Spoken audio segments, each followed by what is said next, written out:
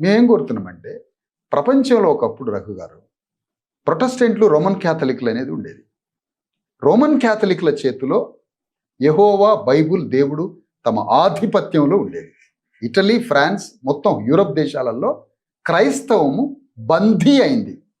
దేవుడు బందీ అయింది. యేసుక్రీస్తు, యెహోవా, బైబుల్ మొత్తం పోప్ కంట్రోల్లో ఉండేది. క్రిస్టియానిటీ మొత్తం ఓన్లీ పోప్ ఆధిపత్య ఫ్యాసిస్ట్ ధోరణితో ఇటలీ భూస్వామ్య రాజరిక ఆధీనంలో యెహోవా యేసుక్రీస్తు బందీ అయినాడు.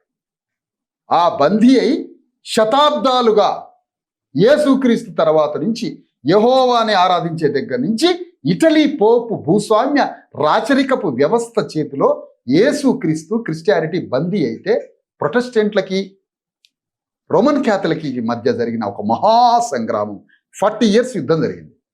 40 years యుద్ధ ఫలితంగా రోమన్ క్యాథలిక్ల ఆధిపత్యాన్ని కిందికి నెట్టి బైబుల్ డెమోక్రటైజ్ అయింది, క్రిస్టియానిటీ డెమోక్రటైజ్ అయింది, దేవుడు డెమోక్రటైజ్ అయ్యాడు.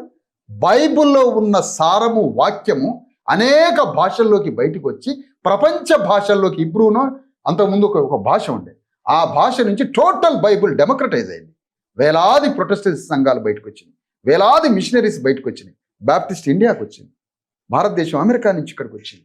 ఫస్ట్ సీకోస్ట్ ఏరియాలో వచ్చింది. నాగార్జున సాగర్ అవతల మాచర్ల నుంచి మెడ్రాస్కి అడవులలో ఓల్డ్ చెన్నై రూట్లో క్రిస్టియానిటీ బాప్టిస్ట్ చర్చిలు మొదలైనవి. విలియం కేరీ తెలుగులో బైబుల్ని బయటికి తీసుకొచ్చాడు. 14 భాషల్లో ఒక అంధుడైన విలియం కేరీ బైబుల్ని డెమోక్రటైజ్ చేసి దాని భావాన్ని, భాషని ప్రపంచానికి అందించాడు.